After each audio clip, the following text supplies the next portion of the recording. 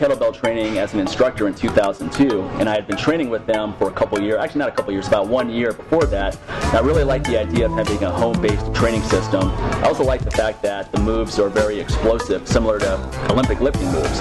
So I thought this was basically a way to get those kind of movements into a mainstream market, because kettlebells, in my opinion, are easier to learn for ballistic movements, and they don't take up much space. You don't have to join a gym to use them. You can use them in your home. And no one had tapped the kettlebell market yet. This is the very beginning. So I wanted to get into the fitness business, but I wanted to get in with an angle or a unique selling point. I didn't want to just get in and try to do what everyone else was doing. And kettlebells were a great opportunity for me to do that. I already believed in them strongly. I was already getting great results with them. So it was a no-brainer for me to focus on that and make that the cornerstone of my business. I think kettlebells are a great training tool for MMA fighters, and it really has to be determined by what the weaknesses are. For example, if someone has really poor conditioning and they need to improve that angle, then I would say the kettlebell sport type training, where you're doing 10-minute sets or 3-minute sets or 5-minute sets without putting the weights down, will build a lot of structural integrity as well as strength, endurance, mental toughness, and cardiovascular. So I think that's incredible. Now, if the athlete already has excellent conditioning, an example would be someone like Randy Couture. He's not necessarily going to benefit from that much. Doesn't mean that he shouldn't do it at all, but it would be maybe one element.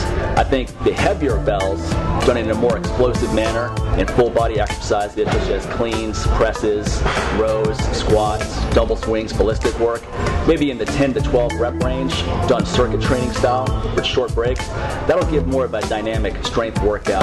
When I first started using kettlebells, I really enjoyed the heavier exercises, so stuff basically in the 5 to 7 rep range. The kettlebell clean and press is probably my favorite move, so I've spent a lot of time working on that. And originally I kept it basically in that 5 to 6 rep range. With snatches and cleans and swings, I would go to higher reps, but I never really did a lot of high volume or high length sets, 5-minute sets, 10-minute sets, until I heard of Valery Fedorenko, and then I talked to Steve Cotter and Cam Blackburn, who were doing a lot of work like that. But still, the cornerstone of my training is I like to go as heavy as I can.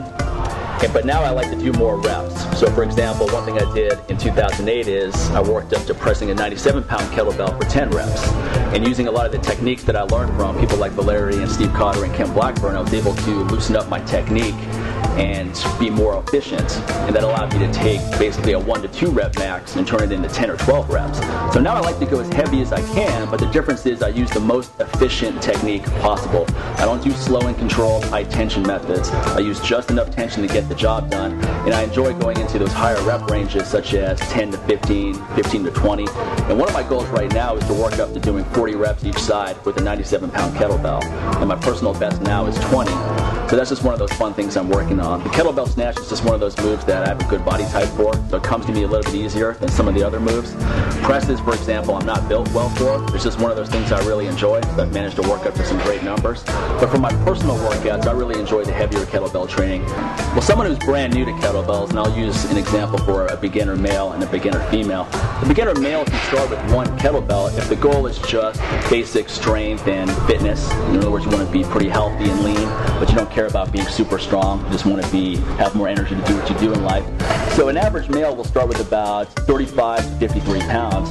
And I think most men can definitely work up, I would say all men can work up to 53 pounds. So that should just be a basic requirement, and then move up to 70s and beyond after that. But you really only need one kettlebell to start off with. And then you focus on 5 different areas. You focus on upper body pressing, upper body pulling, lower body pressing, which would be something such as a squat or walking lunges, lower body pulling, which would be a ballistic move such as snatches, swings, cleans, and then some core work. And you can do a lot of great core work with kettlebells, such as the windmill, bent press, things like that. But actually my favorite core exercise with kettlebells is the alternating renegade row, and just not using as much rotation, because you basically are doing a plank movement, and then if you keep the rotation minimal, your core just fires like crazy, way more than any other kettlebell core exercise. So when you want to get in the renegade rows, now you need 2 kettlebells. So that would be the next step. You start with 1, get the technique down with 1 kettlebell. Once you feel comfortable with 1, you have to go to 2, because double kettlebell training is way more powerful than just 1.